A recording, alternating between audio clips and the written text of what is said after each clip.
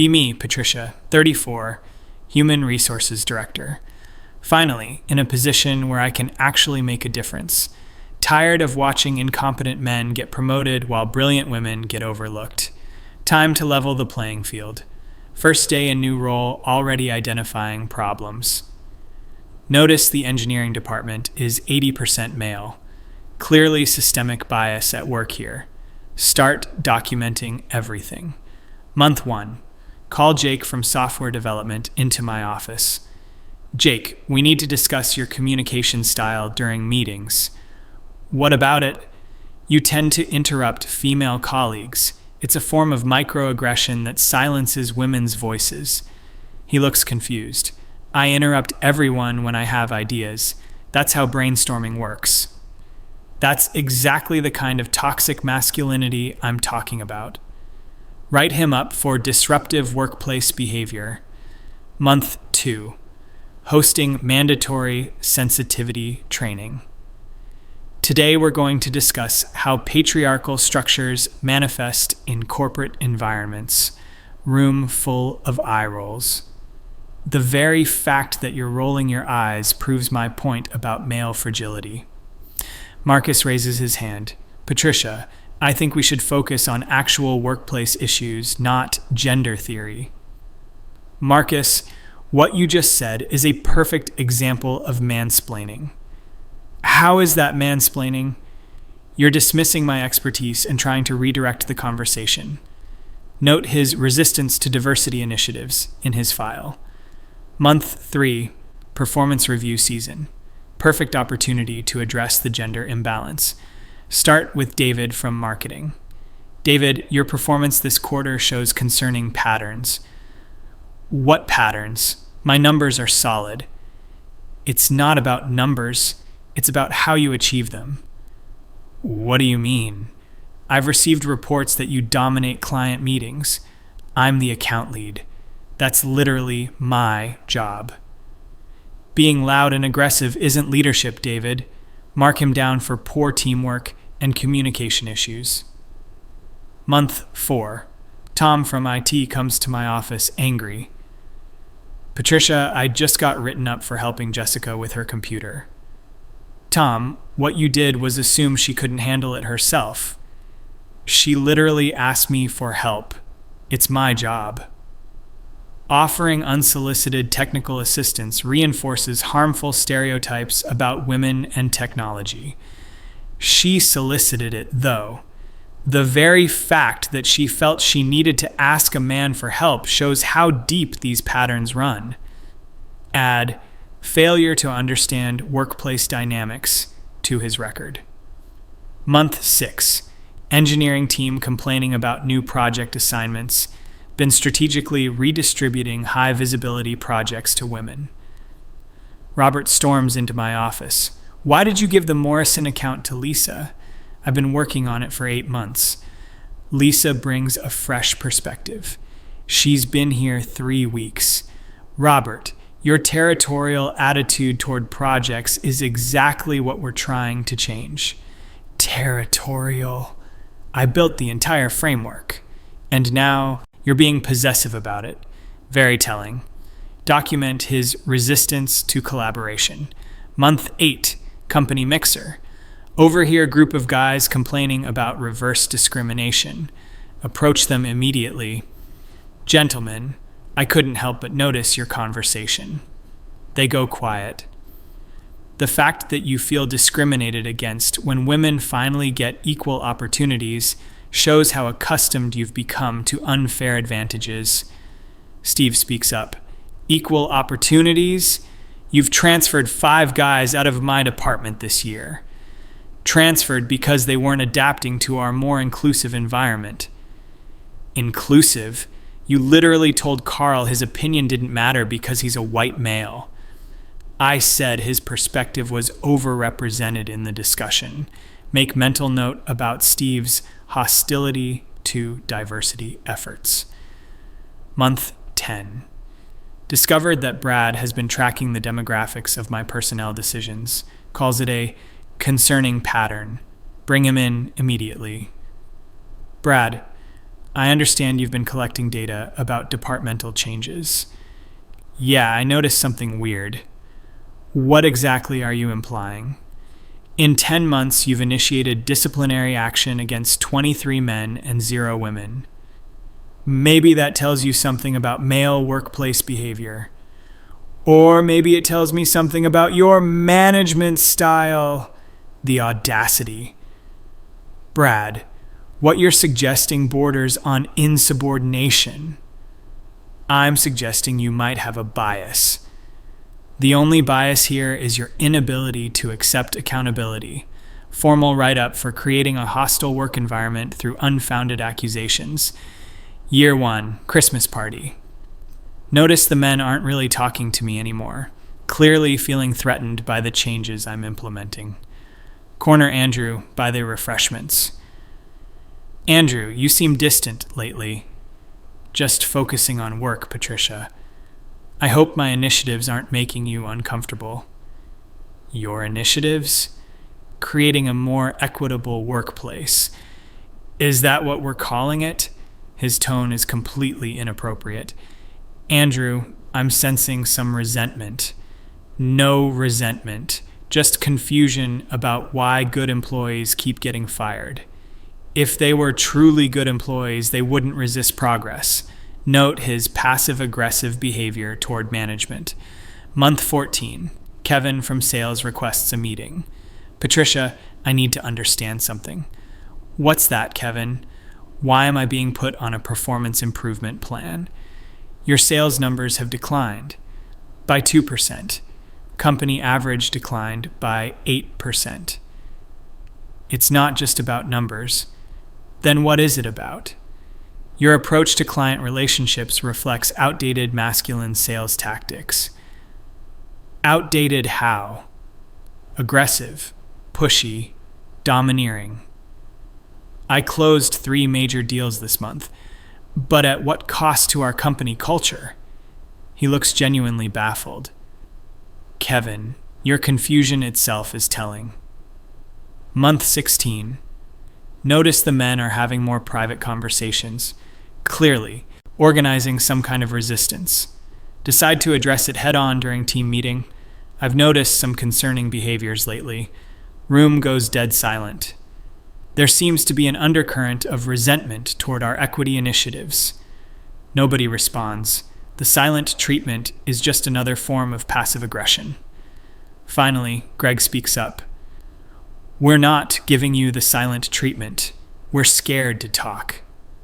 Scared of what? Scared anything we say will get us written up. That's ridiculous. Is it? You wrote up Mike for saying hey guys instead of hey everyone. Language matters, Greg. See? You're doing it right now. Document the entire room for collective resistance to inclusive policies. Month 18. CEO calls me in. Patricia, I'm getting complaints. About what? Your management style. Let me guess. From the usual suspects. From everyone. Sir, change is always difficult, especially for those who benefited from the old system. Our turnover rate has tripled. We're weeding out cultural misfits. We're hemorrhaging talent. We're making room for better talent. He doesn't look convinced. Just try to focus on actual performance metrics. Typical male leadership, prioritizing comfort over justice. Month 20. Daniel requests HR meeting about workplace harassment. Harassment from whom? From you, Patricia. Absolutely unbelievable. Explain. You told me my presence makes female coworkers uncomfortable. I said your energy can be overwhelming. You moved my desk to the basement. We needed that space for a lactation room. There are no pregnant women on our floor. We're being proactive. Patricia, this is insane. Daniel, your reaction right now is exactly the problem. Formal complaint for aggressive behavior toward HR personnel. Month 22. Start getting legal notices. Apparently, some of the terminated employees are consulting lawyers, obviously desperate, grasping at straws. Their lawyers are claiming systematic gender discrimination. Completely ridiculous. I was correcting systematic gender discrimination. Month 24, more legal letters. Now they're claiming they have evidence of bias. What evidence? Doing my job. Company lawyer wants to meet. Patricia, this could be serious. It's frivolous. They have documentation. Of what? 120 male employees terminated or disciplined under your supervision. Problematic employees. 0 female employees disciplined. There were no performance issues with female staff. In 3 years? Not one? Clearly, he doesn't understand the real issues here. Month 26. Lawsuit officially filed. Not just against the company, against me personally. Apparently, I can be held individually liable for discrimination. Need my own lawyer now. Initial consultation costs $500 just to talk. This is a very serious case, lawyer says. It's harassment. They have extensive documentation of your statements and actions taken out of context. Patricia, did you tell Martin that male opinions were overrepresented in discussions? I was promoting diverse viewpoints. Did you move 3 male employees to less desirable office spaces while moving female employees to better ones? I was optimizing workflow. Did you tell Stephen that his management style was toxically masculine? It was. Lawyer looks concerned. This is going to be expensive to defend. Month 28.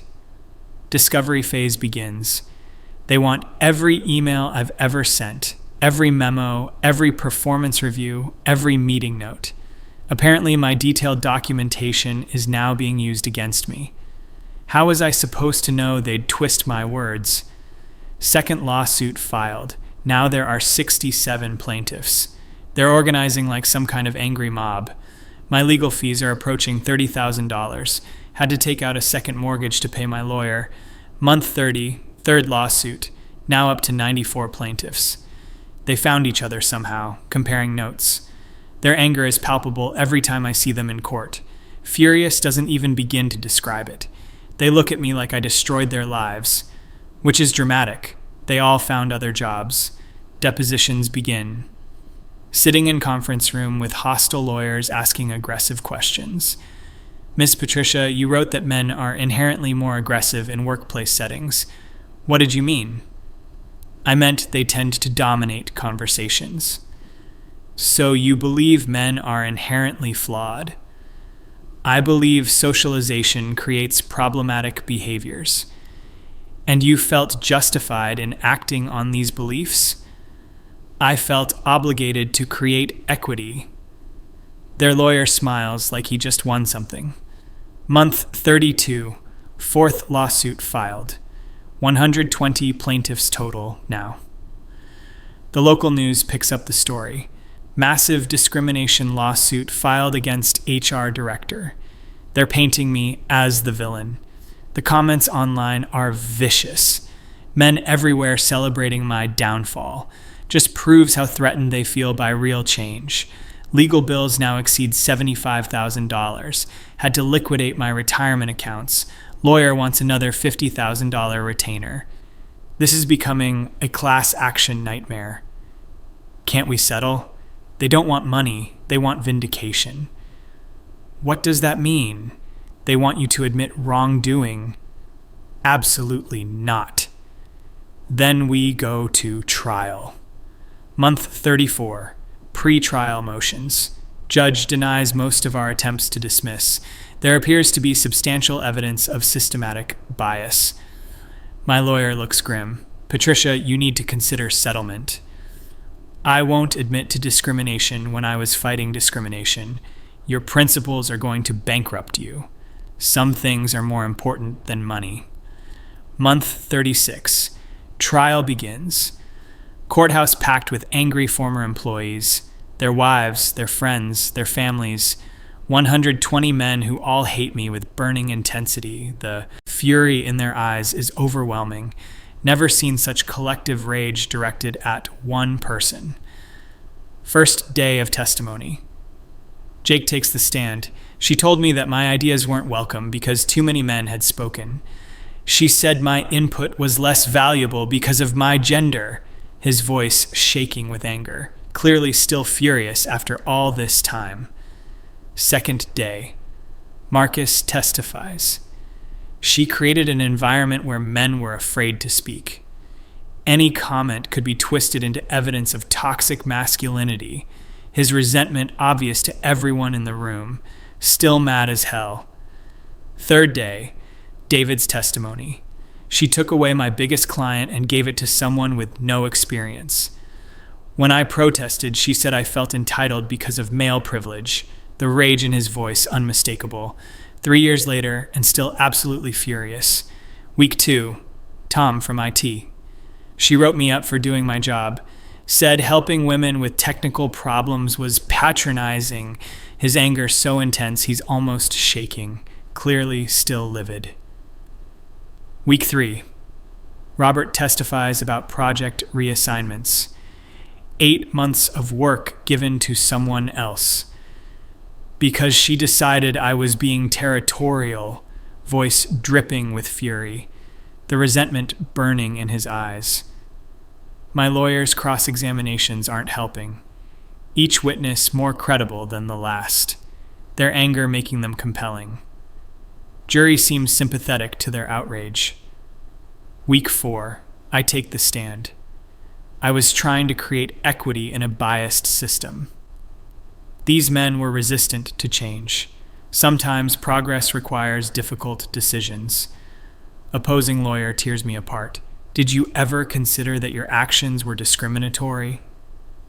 Discrimination requires power plus prejudice. You had power over these men's careers. I used that power to fight systemic oppression by systematically targeting men, by correcting historical imbalances. Jury looks skeptical. Week 5, closing arguments. Plaintiff's lawyer presents timeline of my actions. 120 men systematically targeted over 3 years. Pattern so clear even I have to admit it looks bad. Their anger throughout the trial has been devastating.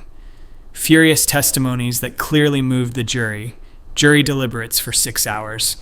Verdict, guilty on all major counts. Systematic gender discrimination proven.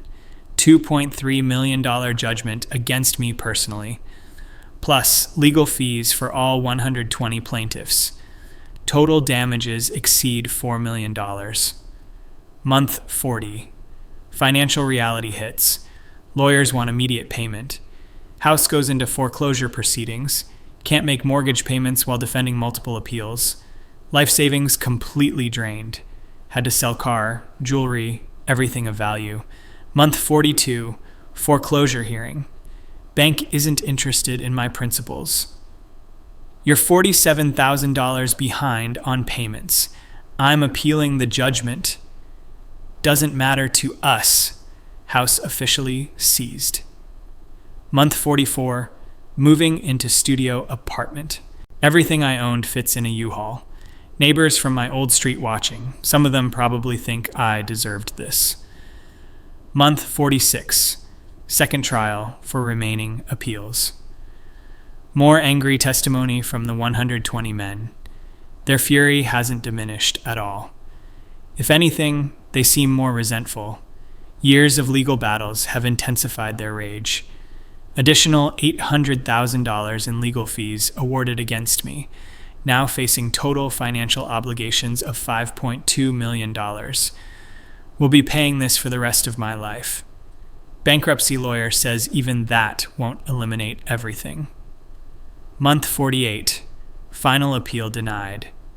Sitting in my 400 square foot apartment, working part-time retail job, $11 an hour. Colleagues don't know my history. Sometimes see articles online about the case, comment sections filled with celebration, men sharing the story as a victory. Their anger has turned into satisfaction. Realize I've become exactly what they wanted. Broken, powerless, financially destroyed. A warning to other women about going too far. But here's what they don't understand. I regret nothing. Those 120 men deserved what happened. If anything, I should have been more aggressive. The system is still biased. They just got lucky with a sympathetic jury. Their anger throughout this whole process just proves how threatened they felt by real change, how furious they got when someone finally stood up to them.